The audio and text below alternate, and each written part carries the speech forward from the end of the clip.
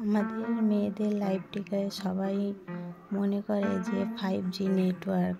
সারাদিন সংসারের মধ্যে কঠোর পরিশ্রম করার পরেও সবাইকে সামলেও বাচ্চা সামলে সারাদিন সংসারের মধ্যে কাজকর্ম করে কোনো জায়গায় যদি একটু ফাঁক ফোকর থেকে যায় তার জন্যে কতই না কথা শুনতে হয়। আমাদের মেয়েদের কোনো স্বাধীনতা, দেশে বসবাস করেও কোনো স্বাধীন নেই। কোনো জায়গায় কমতি হলে সেটা কেউ মেনে নিতে পারে না। সব সময় চাই যে মেয়ে বা বউ বলেন যাই বলেন যেন সবসময় 5Gর মতন নেটওয়ার্কের মতন হাত পা সব চলে, কাজের ক্ষেত্রে মুখটা যেন বন্ধ থাকে। হ্যালো ফ্রেন্ডস, আসসালামু আলাইকুম। আজকের বলতে বলতে অনেক কিছুই বলে ফেললাম। আমাদের মেয়েদের লাইফে এটাই ঘটে থাকে।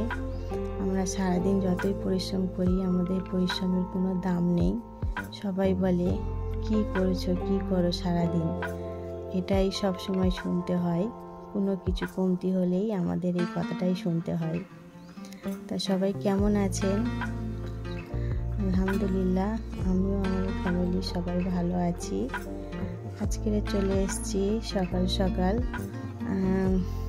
চিংড়ি মাছের মালাইকারি নিয়ে আপনাদের সঙ্গে সেটা শেয়ার করছি। কিভাবে খুব কম সময়ে সহজভাবে চিংড়ি মাছের মালাইকারি করা যায় সেটাই আজকের আপনাদের এই ভিডিওর মাধ্যমে দেখাবো।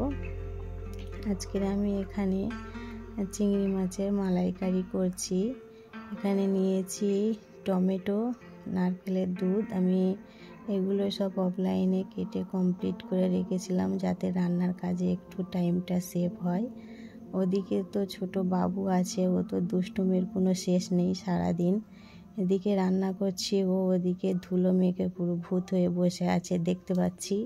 তো এখন আর কিছু করার নেই, এই হাতের কাজটা শেষ করে তবে ওকে গোসল দেবো। প্রায় 10:30 বেজে গিয়েছে।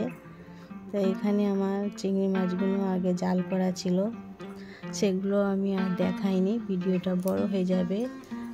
ওই জন্য অফলাইনের কাজগুলো আমি সেরে রেখেছিলাম যাতে একটু তাড়াতাড়ি হয়। যারা আমার ভিডিও দেখতে দেখতে এই পর্যন্ত এসেছেন আপনাদেরকে সবাইকে রিকোয়েস্ট করছি আপনারা একটু আমার ভিডিওটার মধ্যে একটা লাইক করে দেবেন।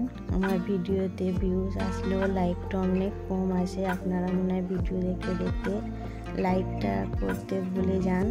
তো আপনাদের কাছে আমার একটাই রিকোয়েস্ট, আপনারা একটু লাইক করে কমেন্ট করবেন আর ভিডিওটি ফুল ওয়াচ করে দেখবেন। এখানে আমার চিংড়ি মাছের মালাইকারিটা প্রায় শেষ হয়ে গিয়েছে।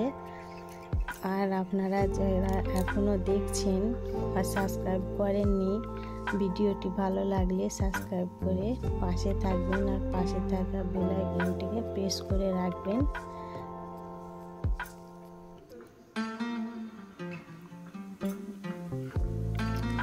এই যে আমার বাবু ধুলো মেখে নিজেকে খুব বড় মনে করছে বিশাল কিছু একটা করে বসে আছে, কিছু বলছে না মা, ওই জন্য ইচ্ছা মতন ধুলো মেখে এসছে।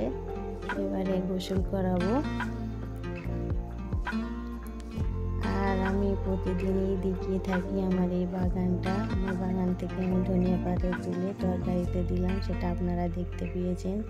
তাই আপনাদের সঙ্গে আমি একটু শেয়ার করি। আমার বাগানটা অনেক সুন্দর সবুজে সবুজ হয়ে গেছে, যার কারণে আপনাদের সঙ্গে একটু কম বেশি আমি প্রতিদিনই বাগানটিকে শেয়ার করি, আমার ভালো লাগে।